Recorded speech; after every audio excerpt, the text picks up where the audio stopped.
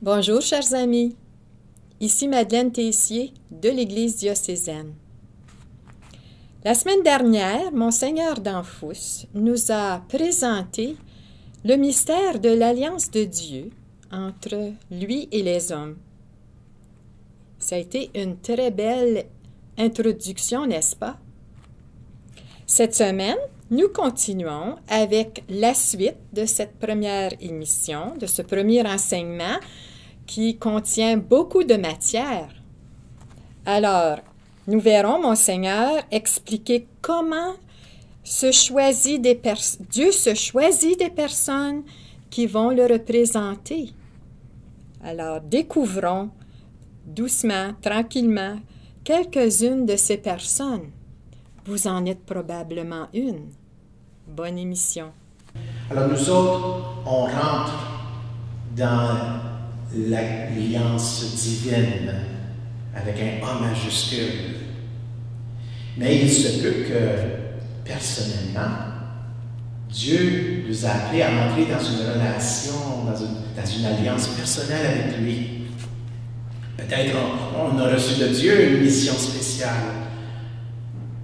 Alors, on va découvrir un peu tout cela au cours de notre retraite, comment Dieu travaille à travers son peuple pour le faire grandir dans la sainteté. Parce que Dieu a des grandes attentes. Et quand Dieu, puis ça aussi c'est remarquable, quand il va aller choisir quelqu'un, vous allez remarquer qu'à tout bout de champ, c'est pas le meilleur de la gang. C'est pas le plus smart, le plus brillant, le plus intelligent, le plus fort. Ça va souvent être quelqu'un qui est pauvre, quelqu'un qui n'a pas une éducation à classer, une vie bien simple. On pense à la Vierge Marie. Elle n'était pas vieille. C'était une vierge. Puis on lui demandait de faire quelque chose d'impensable, de devenir enceinte sans un homme, juste au point d'être mariée avec Joseph, dans une situation tellement vulnérable. Marie, c'est dans toute son humilité qu'elle a accepté. Mais c'est toujours de même que Dieu travaille. Quand il a choisi Moïse, mais Moïse, il avait eu quand même une bonne éducation, comme en dessous du Pharaon en Égypte. Il en connaissait les affaires. Mais au point où Dieu est allé le rencontrer, il était chassé de l'Égypte. Alors, il n'y a pas un Égyptien qui voulait le voir en Égypte, puis il n'y a pas un Hébreu qui voulait le voir non plus. Il avait été comme chassé, il n'y avait plus d'appartenance. Il se sentait vraiment seul. Il était rendu comme un berger qui s'occupait des moutons d'un monsieur qui lui a donné ce job-là parce qu'il avait défendu ses filles d'un voleur, je ne sais pas trop quoi. Alors, le père de ces filles-là dit, viens Moïse, on va te donner à manger, on va te donner une job, puis tu pourras garder les moutons. Alors, c'est Moïse que Dieu est allé chercher. Puis Moïse, apparemment, avait un problème pour parler. Ça ne venait pas facilement, sa parole. Quand que Dieu est allé chercher, il dit, tu vas aller voir le Pharaon, tu vas lui dire ce que je veux. Moïse dit, moi, je ne sais pas comment parler. J'exagère peut-être. C'est juste pour vous faire comprendre. Dieu choisit du monde qui ont des faiblesses, qui ont leurs limites, qui sont vulnérables, qui sont fragiles. Mais ce qui fait que ça marche tout le temps avec Dieu, c'est que Dieu lorsqu'il entre dans la vie de ces personnes, il donne une force qui n'est pas la force de l'être humain. Alors, ce n'est pas la personne humaine qui dit « Oh, mais c'est moi qui ai été capable de faire ça. Hein. » C'est toujours par la grâce de Dieu qui accompagne toujours l'appel, la mission. Alors, si jamais Dieu vient cogner à votre porte, puis je dis, j'ai une alliance à faire avec vous. Hein? Puis vous, la première chose, habituellement, ce qui arrive, on dit à Dieu, ben, moi, Seigneur, tu te trompes vraiment, là. Il y en a bien d'autres qui sont meilleurs que moi. Et c'est souvent la première réaction qu'on a. Puis si jamais vous pétez les bretelles, vous dites « Ah, Dieu m'a appelé! Hein? » il y a des chances que Dieu ne vous a même pas appelé, vous rêvez de cette affaire-là. Alors, c'est un peu comme ça que ça marche. Hein? L'alliance divine, à mesure qu'elle va prendre forme à travers tous ces personnages, avec Adam, avec Noé, avec Abraham, avec Moïse, tout le sens de l'alliance va se développer. C'est comme si on va apprendre quelque chose de nouveau de Dieu. C'est comme si on va aussi apprendre quelque chose de nouveau sur notre réponse qu'on doit donner à Dieu. Et on va découvrir comment cette relation, d'abord, l'alliance, c'est d'abord un don. Tout vient gratuitement de Dieu. Ça, c'est la première chose qu'on va apprendre. L'alliance est toujours un don gratuit. Et ce don-là va prendre tout son sens à l'intérieur d'une relation. Et le plus qu'on va rentrer dans l'alliance, le plus que les relations vont devenir interpersonnelles. Et Dieu, à mesure qu'il en avance, il va aussi devenir exigeant, on va le dire de même. Il va avoir des attentes envers nous. Lui, il donne tout le meilleur de lui-même, que lui, en réponse, il va chercher ce qu'on lui donne, le meilleur de nous-mêmes. C'est là qu'on va voir à travers l'histoire du salut que le peuple de Dieu, le pauvre peuple de Dieu, le pauvre peuple de Dieu pécheur, ne sera jamais capable de tout donner à la mesure de ce que Dieu s'attend de nous. On ne sera jamais à la hauteur. Mais malgré tout, Dieu demeure fidèle. Il ne lâche pas. Il a fait une promesse, il va y tenir. Qu'est-ce qu'il veut encore comme promesse? Il veut qu'on rentre en communion avec lui, qu'on ait la vie en plénitude, une vie éternelle. Mais à chaque fois qu'on s'éloigne de lui, à chaque fois qu'on rentre dans le péché, c'est comme briser cette alliance. Et là, à un moment donné, Dieu va se fâcher, Dieu va se reprendre, puis Dieu va essayer d'une autre façon, puis à un moment donné, Dieu, il va venir chez nous en personne. Dire, on va arranger ça, cette affaire-là. Hein? Il enverra, il va envoyer son Fils, et on va parler à ce moment-là d'une nouvelle alliance. C'est dans le cadre de la nouvelle alliance que nous, chrétiens, on développe tout un nouveau sens à cette relation avec Dieu, puis elle est remplie d'espérance parce que tout s'accomplit en la personne de Jésus. Jésus, lui, est capable de répondre à la hauteur de ce que Dieu s'attend de nous. Et Jésus va le faire en solidarité avec tous les êtres humains.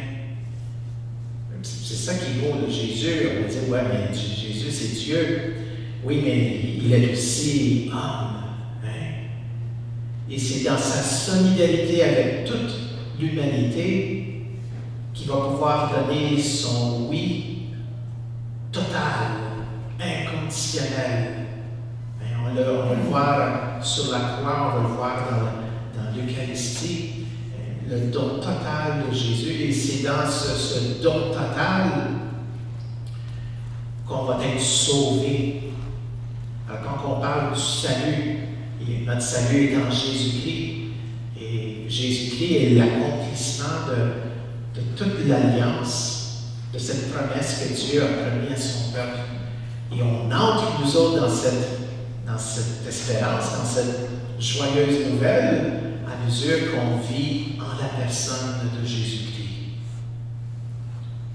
On va parler aussi de vocation.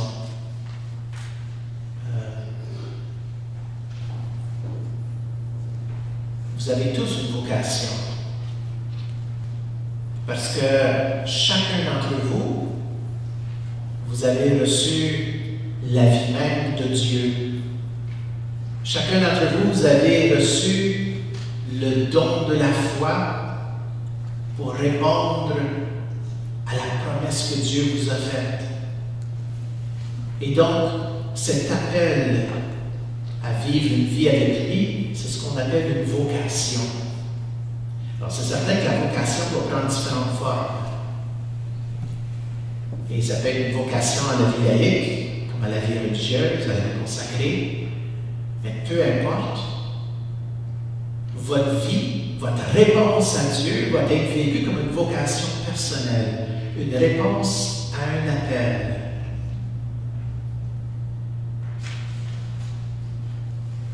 Et toute cette relation avec Dieu, cette vie spirituelle qui se développe, elle consiste aussi dans l'accomplissement de la volonté de Dieu. Alors, à tous les jours, notre plus grand désir devrait être celui de vouloir ce que Dieu veut. Ça, j'en ai parlé un petit peu dans la retraite de l'année dernière sur la prière. C'est quoi prier? Mais c'est d'arriver à un point où on peut comprendre quelle est la volonté de Dieu sur nous. Parce que le plus qu'on fait la volonté de Dieu, le plus qu'on va être heureux. Le plus qu'on va s'épanouir, le plus qu'on va être exactement ce pourquoi Dieu nous a créés. Tout se déroule dans le Christ qui s'est inséré dans l'histoire. J'en ai déjà parlé de ça. Et tout aussi appartient à l'ordre de l'amour. Dieu ne va rien faire dans toutes ces relations qu'il va entreprendre avec tout le monde. Il ne va rien faire sans y mettre une bonne dose de son amour. Tout est basé sur l'amour qu'il a pour nous. Et ce qu'il va chercher à faire, c'est aller chercher en nous le meilleur de notre amour pour qu'on puisse entrer en relation avec lui. Et il va aller chercher chez nous beaucoup plus que juste notre amour humain. Il va aller chercher chez nous l'amour divin qui a été déposé dans notre cœur et qui a été restauré en la personne de Jésus-Christ par sa victoire sur la mort et le mal. Il y a un amour divin là qui cherche à émerger, à sortir, à donner tout le meilleur. Et alors Dieu, il va vouloir nous faire entrer dans ce grand projet d'amour. Ça c'est présent dans tout le mystère de l'alliance divine. Bon, on va parler de ce soir des alliances avec peut-être au moins 2 patriarches. Vous savez, c'est quoi des patriarches? Est-ce que vous les connaissez, nos patriarches?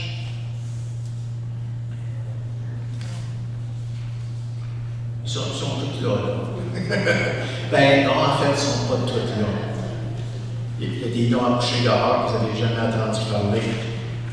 Entre Adam et Abraham, il y a 10 patriarches, toutes les générations des ancêtres. On ne les connaît pas bien gros, parce qu'on n'en parle pas beaucoup dans la Bible. Mais les grands patriarches, habituellement, on parle d'Abraham, d'Isaac et de Jacob. Mais on parle aussi souvent des patriarches qui ont précédé le déluge. Alors, d'Adam jusqu'à Abraham, on retrouve Noé là-dedans, et on a 10 patriarches. Alors, ce soir, on va parler d'abord du premier, parce que ce qui est arrivé avec Adam et Ève, c'est important pour nous, parce que la promesse de Dieu commence là. Et je pense que c'est important pour nous de saisir tout cela. Alors, dans vos feuilles, là, que je vous ai données, alors, il y en a qui sont bons avec leur Bible, qui sont capables d'aller fouiller et trouver sur la page. Moi, je vous rends la vie facile ce soir. Les citations que je vais vous lire, ben, ils sont toutes devant vous. Fait que ça va faciliter un peu votre travail. Quand vous retournez à la maison, vous sortez votre Bible, puis là, vous soulignez en jaune, ou vous faites ce que vous voulez avec votre Bible. Là. Mais pour mettre en valeur des moments clés dans la Bible où on fait allusion à l'alliance. Alors, si on commençait avec le tout début, je vous lis le passage numéro 1, là, Genèse 2, 15, 17. Le Seigneur Dieu prit l'homme et le conduisit dans le jardin d'Éden pour qu'il le travaille et le garde. Et le Seigneur Dieu donna à l'homme cet ordre: tu peux manger les fruits de tous les arbres du jardin. Mais l'arbre de la connaissance du bien et du mal, tu n'en mangeras pas, car le jour où tu en mangeras, tu mourras. Alors, le mot alliance, il n'apparaît pas dans cette citation-là. Mais là, il faut quand même creuser un petit peu pour voir, ben, alors, il est où l'alliance là-dedans? Alors, quelle est la promesse que Dieu a faite à Adam et Ève dans tout ça? Ils vivent dans un jardin. Un jardin qui est quand même assez grand. C'est un grand territoire sur notre planète. Parce qu'on parle des rivières qui contournaient le jardin d'Éden à l'époque. Ce qu'on comprenait comme étant le monde à cette époque-là. Puis, ben, il faut aussi dire tout de suite, là, au niveau biblique, l'histoire d'Adam et Ève, ce n'est pas une histoire historique. Alors, il faut juste faire attention à comment on lit le texte. Il y a une vérité, il y a un message très vrai dans l'histoire d'Adam et Ève. Mais on ne peut pas aller proclamer sur les toits là, que Adam et Ève ont existé telle année comme l'an 0 de la création, comme le jour 6 de la création. Ça, c'est faire vraiment une lecture littérale de la Bible. C'est pas comme ça qu'on fait comme chrétien. Mais l'histoire d'Adam et Ève porte un message théologique d'une grande importance. C'est ça qu'il faut aller trouver. Alors, Adam et Ève, ils sont placés dans un lieu où ils sont heureux. Ils ont vraiment tout ce qu'il leur faut. Ils vivent en repos avec leur Dieu d'amour. Ils n'ont pas de misère, pas de peine. Travailler, c'est pas un problème, c'est pas de sueur. Hein? La vie est belle. Et Dieu leur accorde ce beau jardin, ils peuvent manger de tous les fruits. Hein? Sauf, c'est comme là, Dieu, il dit, c'est un peu dans ça qu'on va retrouver l'alliance. Dieu dit, je vous donne tout ça. Tout ce ce que je vous demande, c'est de me faire confiance. N'allez pas à ce stade-là. Si vous voulez avoir la vie en abondance, n'allez pas manger de ce stade-là. Faites-moi confiance. Ça va tout bien aller. Elle est là, l'alliance entre Dieu et sa première créature avec Adam et Ève. Et alors on pourrait dire que le but de cette alliance pour Dieu, c'est vraiment de permettre à Adam et Ève de vivre en pleine communion avec lui. N'est-ce pas? C'est quand même déjà réalisé. Tout est beau. Puis, alors, il y a bien une condition. Adam et Ève doivent, selon leur libre arbitre, avec leur pleine liberté, faire confiance à Dieu et ne pas aller manger de cet arbre de la connaissance. Alors, on connaît un peu.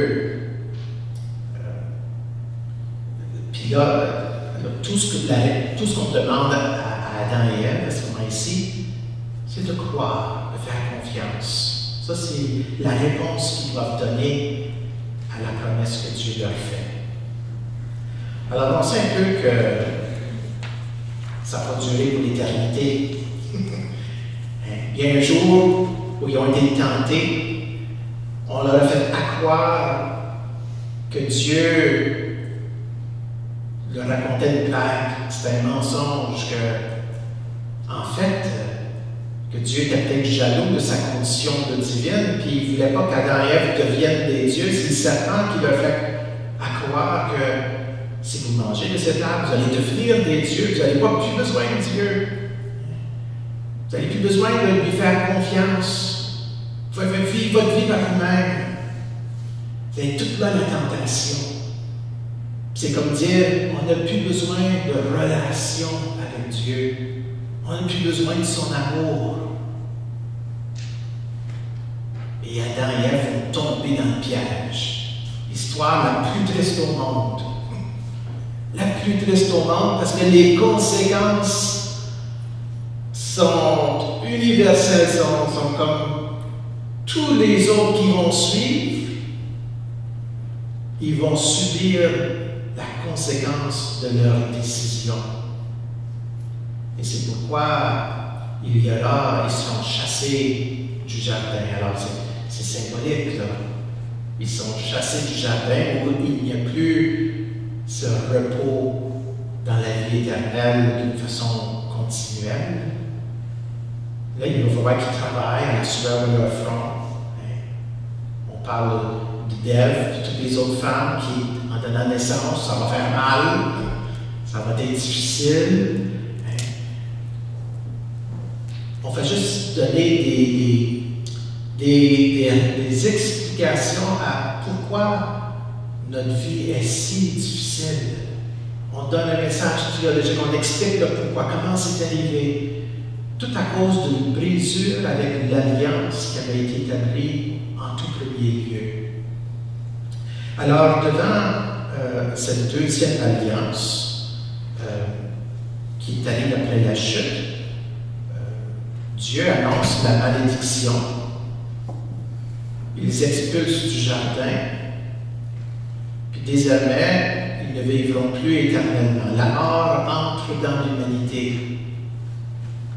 Et ça, c'est un peu tout le contexte. Alors, l'alliance même, c'est l'annonce d'un combat spirituel entre la postérité de la femme et de Satan. Alors, si vous allez lire le numéro 2, alors le Seigneur dit au serpent, parce que tu as fait cela, tu seras maudit parmi tous les animaux et toutes les bêtes des champs. Tu ramperas sur le ventre, tu mangeras de la poussière tous les jours de ta vie.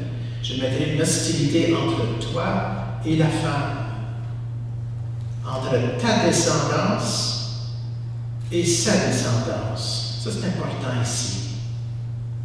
Et celle-ci te meurtrira la tête et toi, tu lui meurtriras le talon. Il va y avoir un combat. Mais ce qui est important, c'est la promesse que Dieu fait. Il dit, il va y avoir un combat, mais il va aussi avoir une victoire pour tout ça. Quand on fait référence à la postérité de la femme, pour nous chrétiens, il s'agit de la personne de Jésus-Christ. C'est en bout de ligne de tout le monde, de toutes les alliances, la nouvelle alliance, la réalisation du projet de Dieu. En lui, en Jésus-Christ, va se réaliser la restauration, où on va être ramené à Dieu, où on va pouvoir vivre avec lui de cette vie éternelle. Merci, mon Seigneur, de m'avoir fait comprendre que Dieu se sert de moi, peu importe qui je suis. Son alliance et élection se concrétisent donc par mon baptême et le sceau de l'Esprit sur moi. C'est merveilleux. C'est un mystère. Merci aussi au bon Dieu de son alliance d'amour initiale qui vient sans cesse me renouveler. Et merci à vous, mes amis, d'avoir été des nôtres. Au revoir et à un prochain retour.